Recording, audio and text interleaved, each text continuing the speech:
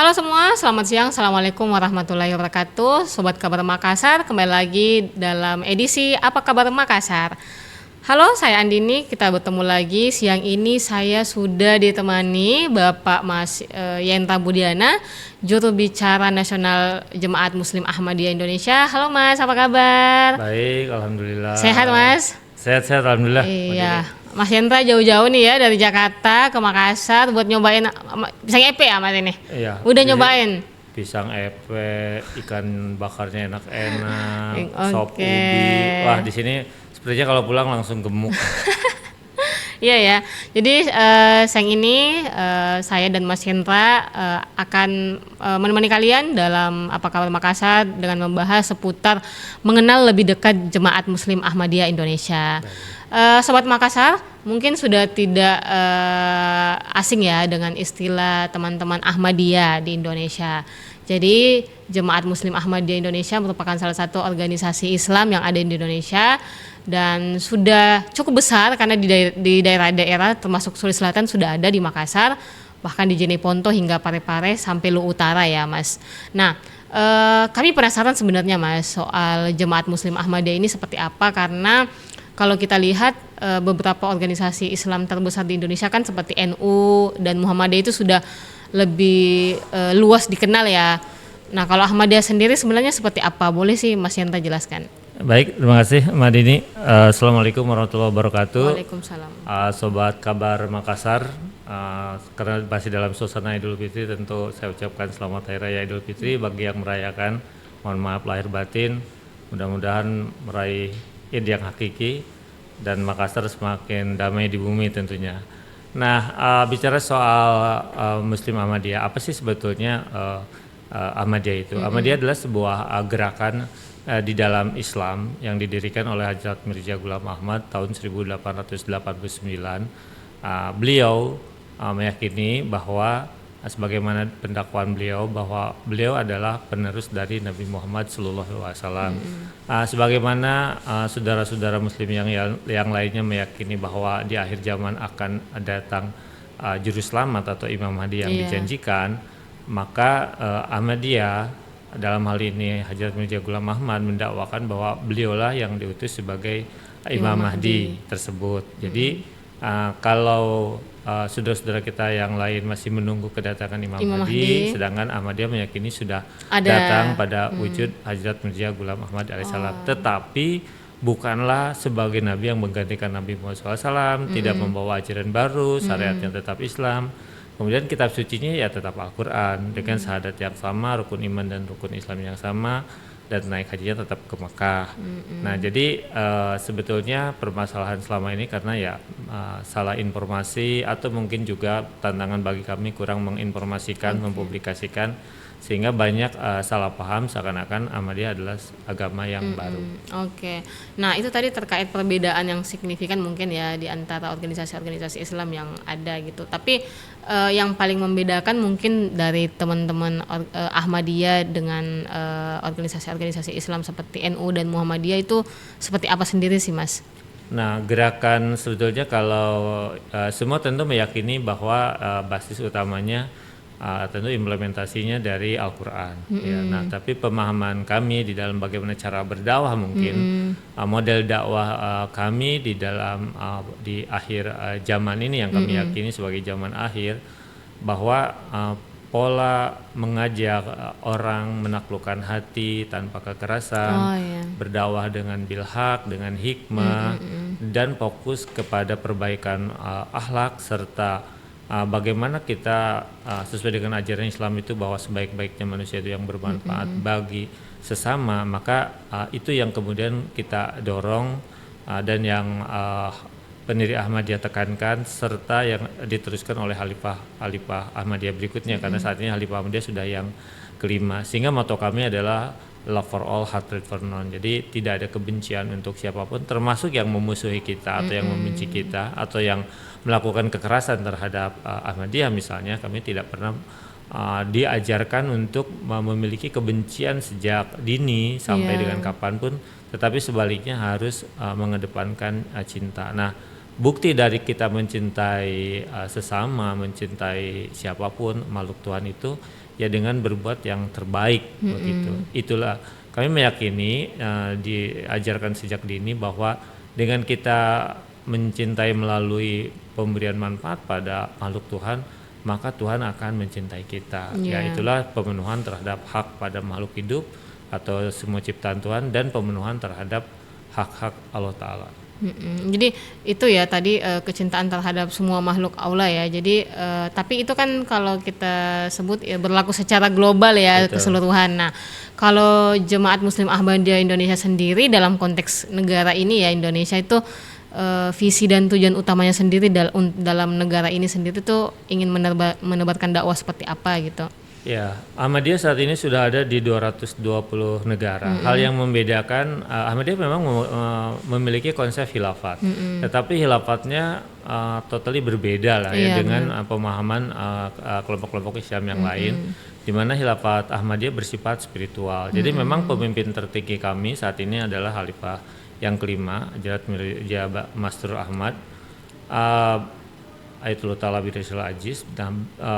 Beliau selalu menekankan sebagaimana ajaran dari pendiri Ahmadiyah bahwa dimanapun Ahmadiyah berada itu harus taat kepada peraturan dan pemerintah yang sah. Dan ditekankan tentang mencintai bangsanya, mencintai tanah airnya. Jadi di Ahmadiyah mengatakan bahwa orang kalau mencintai Allah dan Rasulnya maka dia akan mencintai tanah airnya. Jadi ya seluruh Ahmadiyah di setiap negara dia harus menjadi bagian yang berbuat terbaik pada bangsa dan negaranya dalam hal apapun. Nah tentu kalau Ahmadiyah banyakkan konsen di soal sosial, kemanusiaan, pendidikan. Misalnya implementasinya dalam rangka 100 tahun ini, misalnya kita program 1 tahun terakhir ini mendirikan rumah belajar, 100 rumah belajar di seluruh Indonesia. Saat ini baru sampai 60 dan fokusnya pada anak-anak pendidikan anak usia dini dan juga anak sekolah dasar, dan ditempatkan di daerah-daerah yang memang sulit dijangkau atau memang lembaga-lembaga pendidikan tidak bisa menjangkau ke sana. Dan ditujukan bukan untuk orang Ahmadiyah, ditujukan untuk umum. Bahkan di Papua misalnya di Pak-Pak itu yang menjadi muridnya itu adalah 100% saudara-saudara kita yang Katolik dan Kristen non-Muslim seperti itu. Nah baru-baru ini tahun lalu diresmikan salah satu rumah belajarnya itu oleh Menteri Pendidikan Dasar dan Menengah Prof. Abdul Muti. Jadi kita memang sudah bekerja sama dengan kementerian terkait, dalam hal ini Kementerian Pendidikan, menginformasikan serta mengupdate program-program tersebut. Di bidang ekologi misalnya di lingkungan kita bekerja sama dengan Kementerian Kehutanan untuk program penanaman 100.000 pohon. Jadi saat ini sekitar hampir 60.000 lah sudah ditanam di seluruh Indonesia, masih terus berjalan mungkin sampai dengan akhir tahun 2026. Nah, kalau yang rutin lainnya Ahmadiyah konsen di calon donor mata, di mana kita memahami ada 3 juta saat ini 3 juta orang di Indonesia yang membutuhkan kornea mata agar bisa melihat, dan punya daftar tunggu sekitar 1 juta orang.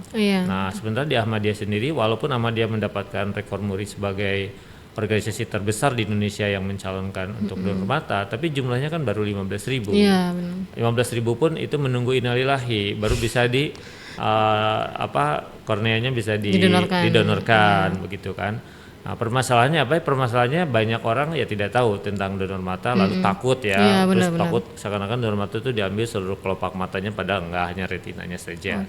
Nah, di samping itu mungkin butuh sosialisasi fatwa sebetulnya, salah satunya fatwa MUI bahwa sebetulnya boleh untuk mendonorkan sebetulnya, tapi sosialisasi mungkin belum optimal gitu ya.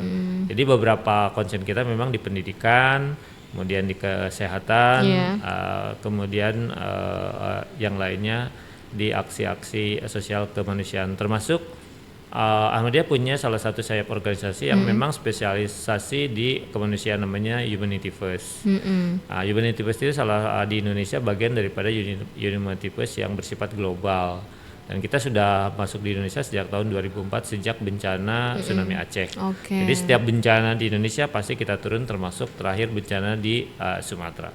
Oke, sangat progresif ya sebenarnya Ahmadiyah ini, karena jadi tadi moto atau slogan Love for All, Hatred for None itu diimplementasikan lewat berbagai program itu ya, termasuk mendorong literasi, soal lingkungan ya kan. Lalu kalau nggak salah kayaknya Ahmadiyah memang di Makassar ini itu rutin setiap bulan saya lihat itu ada donor darah bahkan ya kan, termasuk juga yang masih awam bagi kita itu donor kornea mata itu kan. Dan ternyata Ahmadiyah sejauh ini sudah pernah melakukan dan sampai sekarang mendorong hal-hal program tersebut.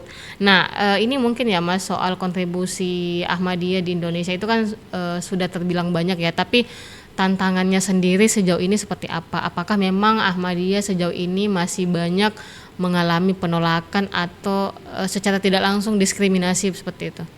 Ya, terutama kalau kita bicara 10 tahun terakhir supaya kita relate mungkin dengan generasi terkini, generasi milenial, Gen Z ya.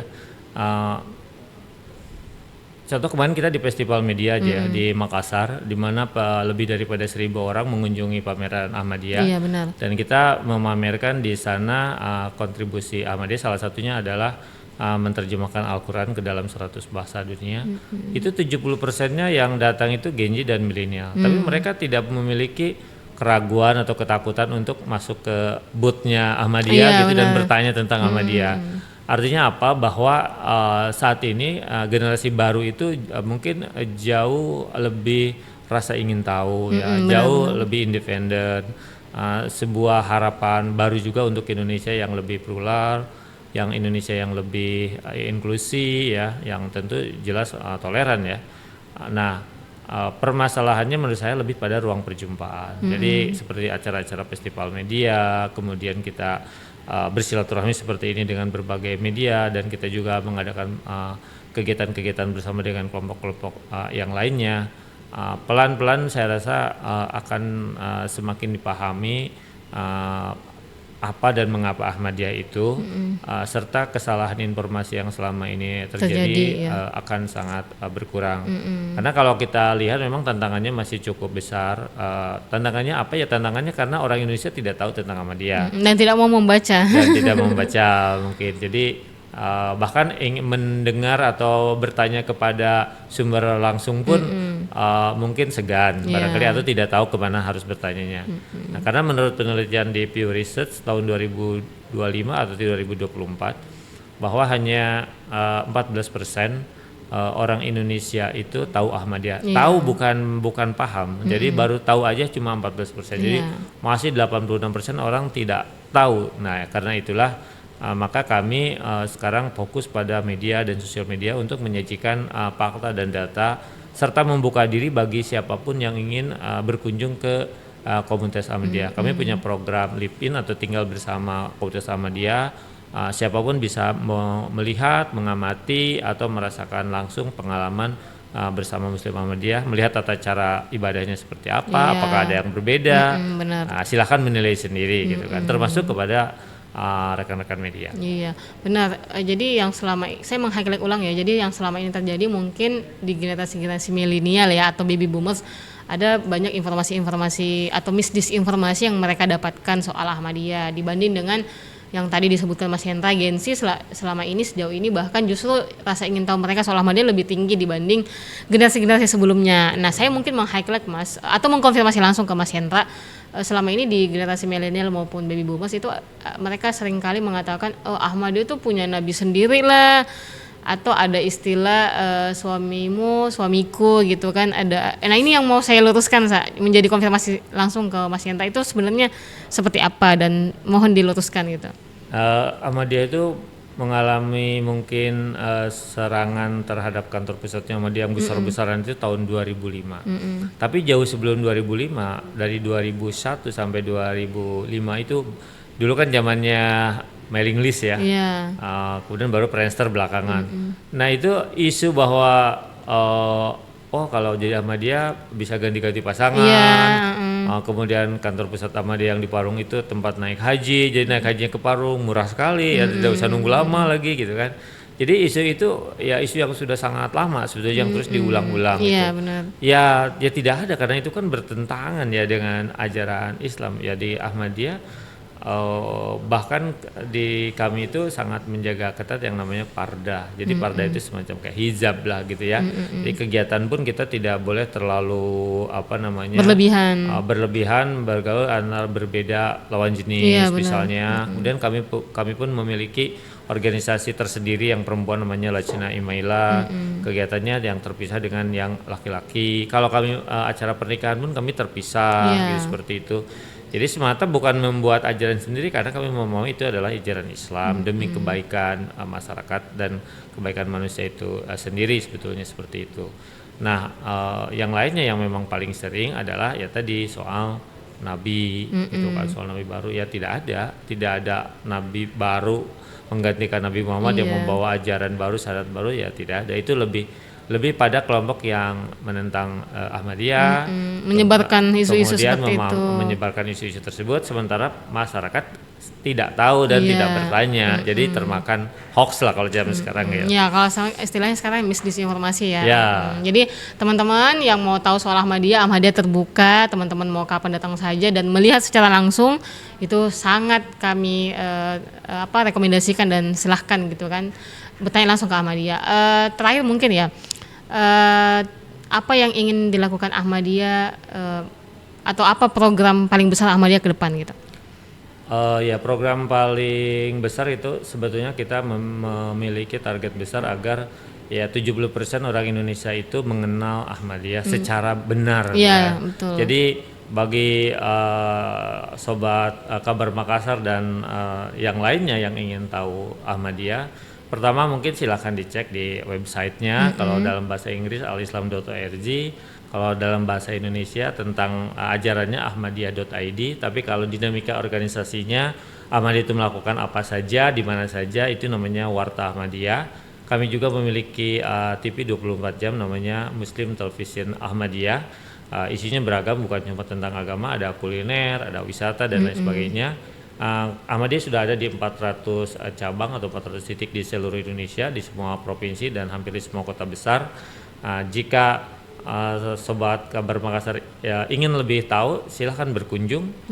Kami dengan senang hati dan tidak perlu ragu-ragu nanti ditolak dan lain sebagainya. Sekretariat dan masjid kami terbuka untuk siapa saja.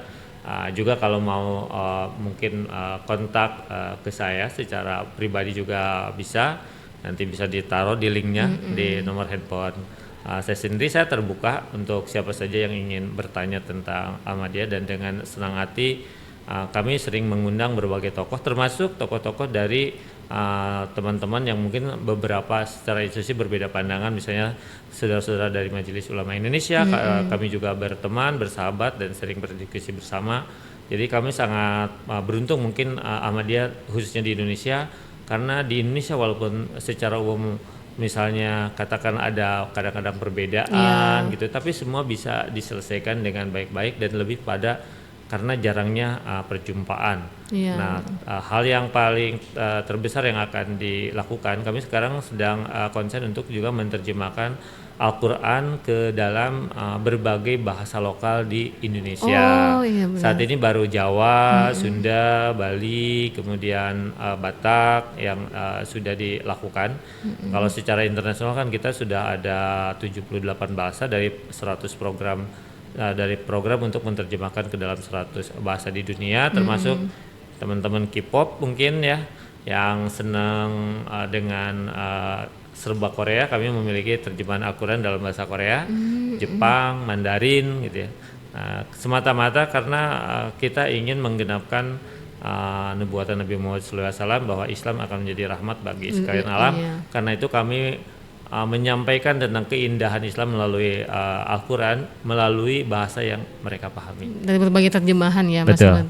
Jadi Sobat Kabar Makassar itu ya soal Ahmadiyah. Jadi teman-teman yang masih mendengar isu miring atau misdisinformasi di berbagai kanal gitu bisa mengkonfirmasi langsung atau bisa mencari sendiri ya. Jadi karena Ahmadiyah ini sangat terbuka, sangat inklusif dan menyediakan berbagai informasi soal mereka gitu. Jadi mereka tidak tertutup sama sekali, malahan mereka sangat terbuka untuk kita semua gitu kan. Ada sedikit yang mungkin banyak tidak diketahui lah akibat dari mungkin dulunya kita juga kurang menginformasikan. Misalnya tentang setiap kali perayaan atau 17-an minimal kan kita menyanyikan lagu Indonesia Raya ya. Iya.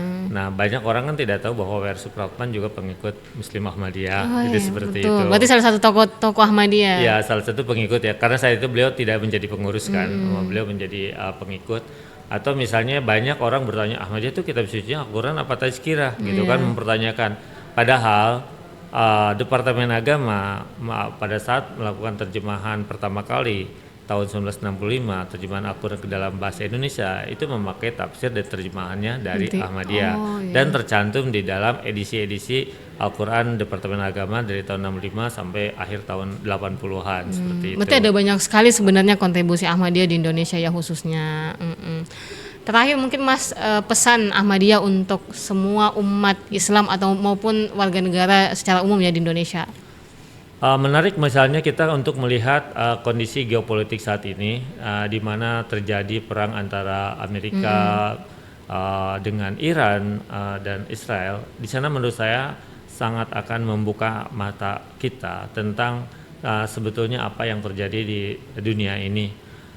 Trump itu kemudian didemo oleh rakyatnya sendiri, misalnya seperti itu. Demikian pula Netanyahu, gitu kan, ataupun siapapun pemimpin di setiap negara yang zolim. Jadi sebetulnya semua manusia itu menginginkan perdamaian. Jadi marilah kita memperbanyak ruang-ruang perjumpaan, mengurangi prasangka, menjauhi kebencian, tidak menyimpan dendam, semata-mata untuk agar kita bisa hidup di dunia yang sama, dari Tuhan yang sama.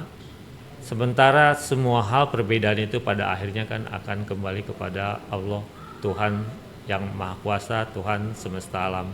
Jadi khusus untuk kabar Makassar, sobat kabar Makassar, marilah kita kedepankan perdamaian, kita kedepankan kolaborasi untuk membangun dunia yang lebih baik, Makassar yang lebih baik, dan tentu saja Indonesia yang kita cintai lebih baik dengan karya-karya terbaik kita melalui kerja-kerja bersama.